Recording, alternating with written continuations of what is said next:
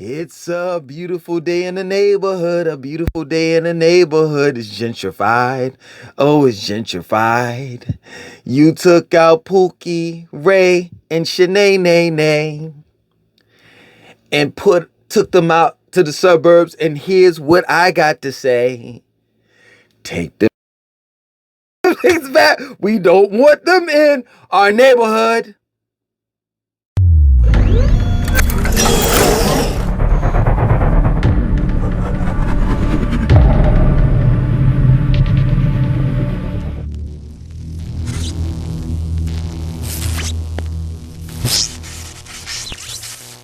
I did a video, right? Bear with me.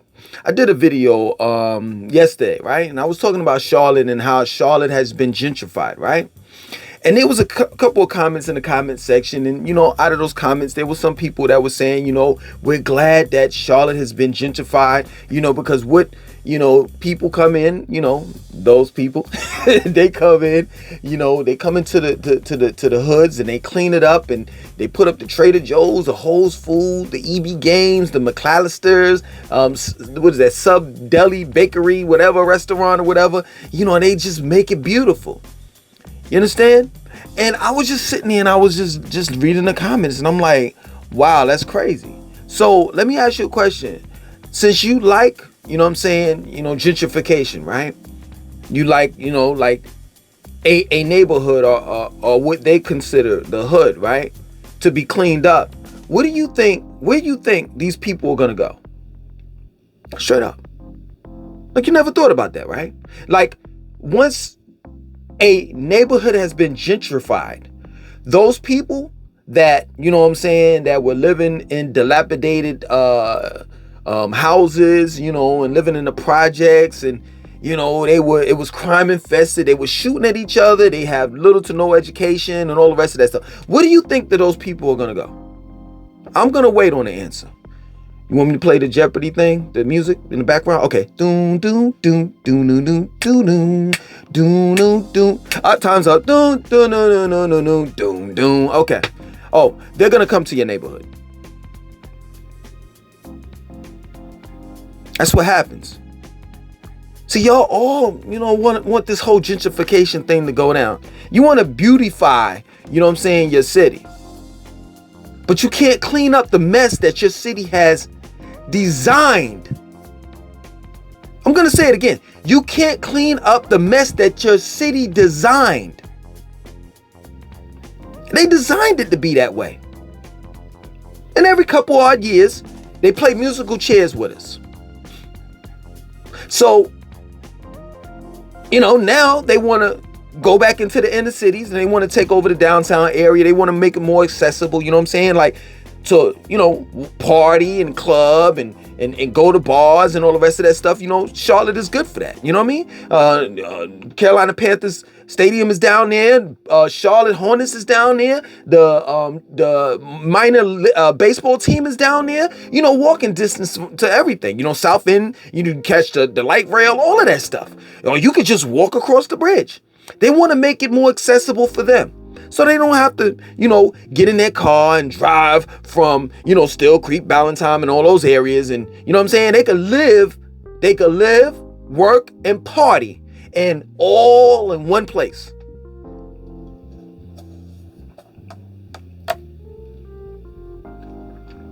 In order for them to do that, they had to gentrify the area, kick all of the poor people out. And where are those poor people going to go? Oh, they're going to go into the suburbs. And I'm just not finding this out. Some of these apartments, and some of these homeowners, should I say, like, these management property managers, see people that manage properties and shit like that. They accepting vouchers, Section 8. Straight up. So, in other words, they're mixing in with us. But you wanted it. You wanted gentrification. And now, those people that you despise, the people that you remember you used to live in the hood, you got away from your family because you said that they were too what? Ghetto. And you were too bougie. They looked at you as being too bougie. Those same families, your family and friends that you were trying to get away from, now they're going to be your next door neighbor. And the same type of problems that were going on in the hood are going to occur in the suburbs, such as a shootout that happened in the apartments called the Horizon at Steel Creek, where 70 bullets were let off. It was a shootout. That's unheard of in Steel Creek. Unheard of. But you wanted it. You wanted them to clean it up. You understand? You went to Uptown. You're like, oh, it's so nice and clean and it's this and that and blah, blah, blah, blah, blah. And you never wondered, well, you know what? It's clean and all the rest of that stuff. Well, where's the so-called riff-raff at?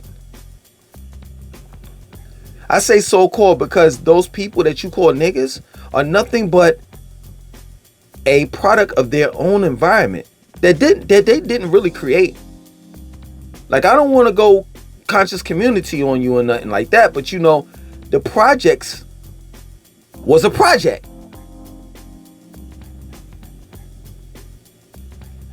And I'm just trying to understand. I'm trying to understand, when are we going to identify the real problem?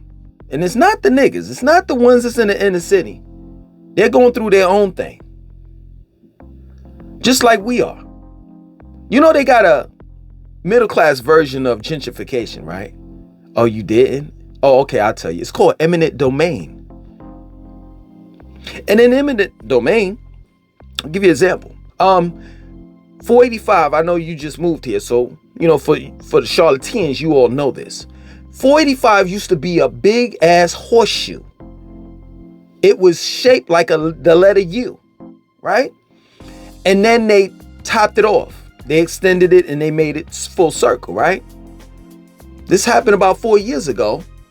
They, you know, told well, let me take it back a little bit. So where the government, local government, state government, whatever, you know what I'm saying, wanted to build a highway to connect, make 485 a complete circle, there were houses there.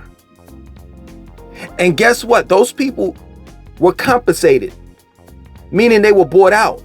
And if they weren't bought out, like say, for example, if you own a house, right?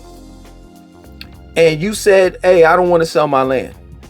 Well, the government was going to take it over regardless. That's what eminent domain is. It's another form, or a middle class form of gentrification. My question to you is, when are we going to continue or allow for the so-called powers that be, Big Brother, Illuminati, whatever you want to call them, oligarchists, whatever you want to call them, when are we going to say hell no? When? Because we're not just dealing with gentrification. We just got over this pandemic, and I did say pandemic. And now we're in another situation. We're in an ecodemic, if lack of a better word, an economic pandemic, where we're experiencing hyperinflation.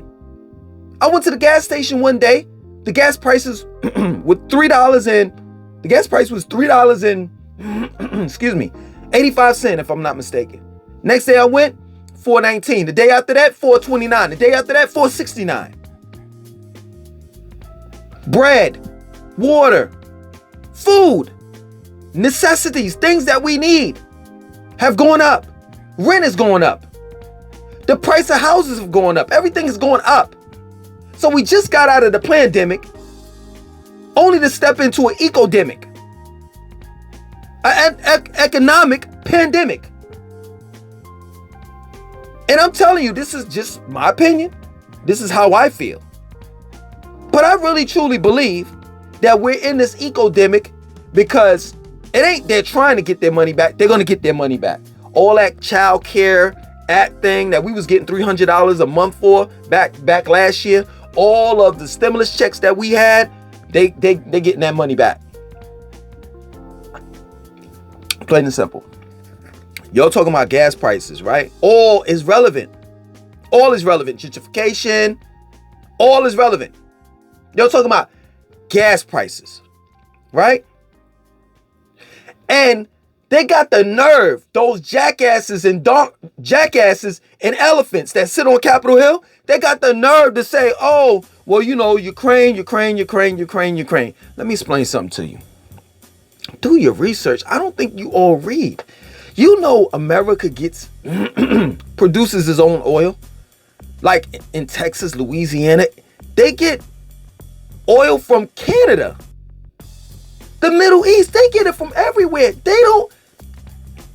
For them to say the gas prices are going up because of Ukraine is like, you got to be kidding me. Let me explain something to you. We're in a tank. Hear me out. We're in a tank, right? There's wood chips in the tank. There's a gerbil wheel in the tank. There's a little ball that got a metal piece in it and a little round metal ball inside that piece. Pause. So when you roll a ball, it jingles, right?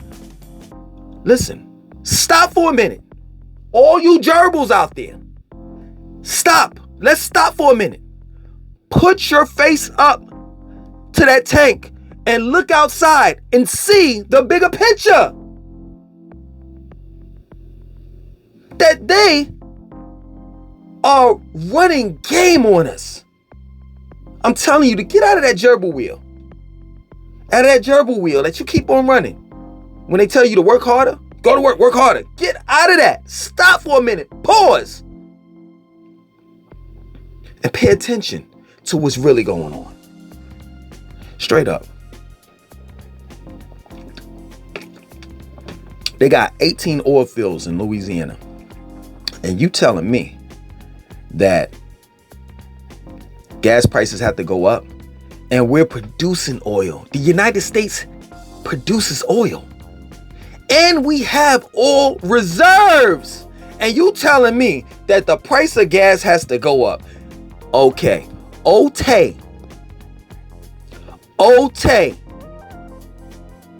Because you think I'm buckwheat. You think I'm stupid. Or rather, they truly believe that we're stupid.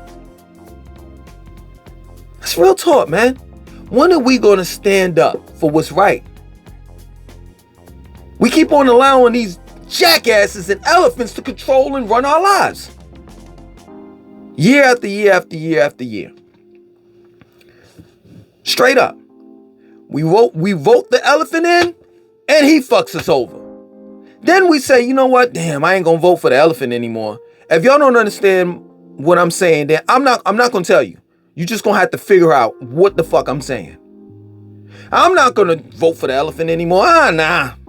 I'm gonna vote for the jackass. I ain't gonna even call him a donkey. A jackass. You gonna vote for the dumbest motherfucker.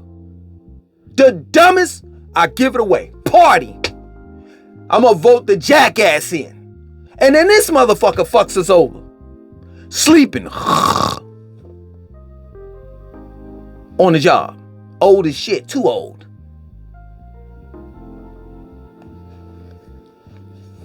Yo, man, they playing with us. And it's like people such as myself, I try to tell you, and y'all don't listen. Y'all just don't. I knew that they were going to get that money back from those stimulus checks. Matter of fact, Pretty Ricky texted me today. And he sent me a link and he was telling me about this, that, and so forth. And he was like, yo, you did say that they were going to get their money back one way or the other. I said, yeah, I did. I did a video on it. Y'all think this shit is a joke. Y'all really do. And it's a shame how you look down on people that are going through gentrification. Not realizing that you're going through something your own self as well. Straight up. Like, you're not exempt from this shit. You're not. You got to pay high gas prices. You got to pay high food prices.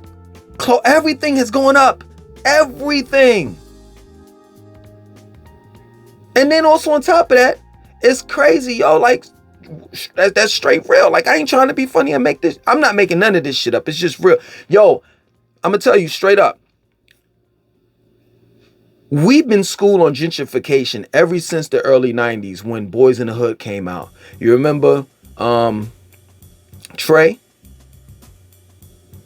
Lawrence Fishburne's the father, when he went into the neighborhood and he was talking about gentrification? We've been knew about this shit. We just didn't know the term.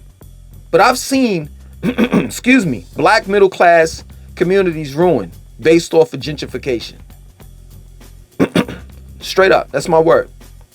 I used to live in Raleigh, and I literally saw a black community, a black middle class community ruined based off of gentrification. They tore down the projects, and then they moved those people in black middle class communities. And see, I'm not going to say just in the black communities. In these different communities, you have single owners, people that own their, they own the house. And then you have like a company, a corporation like Progressive or America's Home for Rent that buys up like 40 houses in one community and they rent them out. And within them renting them out, their stipulations or qualifications, however you want to put it, may be minor. You might not need a 700 credit score to get a house, right? So think about it. Okay, you did all of what Master told you to do, the right thing. You went to high school, you graduated, you went to college, you graduated from there, you went on to your career, you know what I'm saying? You got married, when you was about in your mid-20s, you know what I'm saying, late 20s, you had your first child, you bought your first home around that time, you know what I'm saying? You did all of everything that's right. And gentrification comes along, and Ray Ray, Shanae, and Taekwondo is your next door neighbor.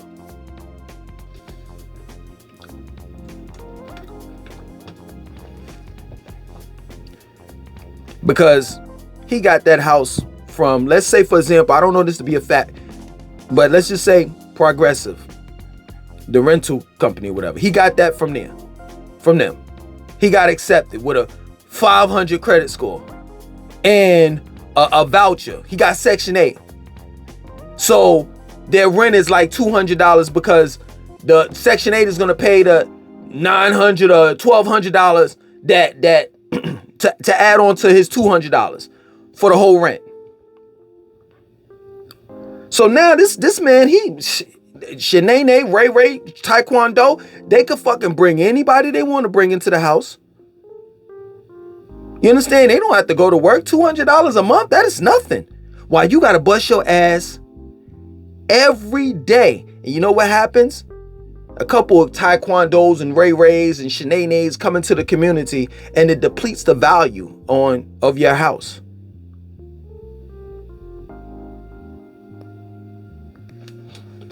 That's what happened in Raleigh. Black middle class community devastated, ruined. And now when you go into that same community that was nice back in the days, it's trash. And you know what happens after that? Guess what? It's fucked up to say, but these people get tired of, you know what I'm saying, living in the downtown area, you know what I'm saying? There ain't enough trees, and man, there's not enough nature. I'm getting tired of going to the baseball games and the football games. Man, I want to go run in the park with my kids, and I want to be trees everywhere and flowers, and I want to go back to the suburbs. Guess what? They go back to the suburbs and they gentrify that area. And guess what happens? They don't have to pay no money like that because, the value of your house is depreciated. The community is depreciated. And they buy that land for little to nothing. They tear down the houses and they rebuild again, and they push your asses back in to the inner cities, and they let y'all niggas deal with that shit. And here we go playing musical chairs over and over and over and over and over and over again. Or some of y'all may get smart and say, you know what, I'm gonna move out of the city, out of the state, and I'm gonna move somewhere else. Don't you think that shit is happening elsewhere too? Yo, man, I mean, I don't know what to say. You know what I'm saying? I really don't. What? Pray to God? No, you better stay dangerous. That's what you better do. You better get strapped. I'm talking about legal, the legal way. Puerto Rican, I've been trying to tell you for the longest. Things are happening in and around Charlotte for a particular reason, because they playing musical chairs with people. And everybody's going through something. And it only takes one little incident for something to pop off. Straight up, yo, at Pretty Ricky, listen to this, man. I'm about to get my AR shotgun. I'm going to get a level 4 bulletproof vest. All of that. I'm not playing. That's my word. I go use the bathroom. One little 2-year-old comes in. Little 2-year-old like, Baba. Because they call me Baba. Way before the Black Panther movie, I already knew what Baba meant. Yeah, you better get right. Okay, Baba. I ain't playing. That's my word. Yo, we gonna be living. Yo, you know what's so funny about it, man? I'm gonna be real with you, and then I'm gonna get out of here. Like as if I haven't been real throughout this whole video. They've been telling us through movies. For all you millennials, people younger, Generation Zs, I guess they call you all. Look at Demolition Man. We thought it was we thought it was a joke back in the 90s. We thought it was nothing but entertainment. When they came out with movies like The Running Man, Demolition Man,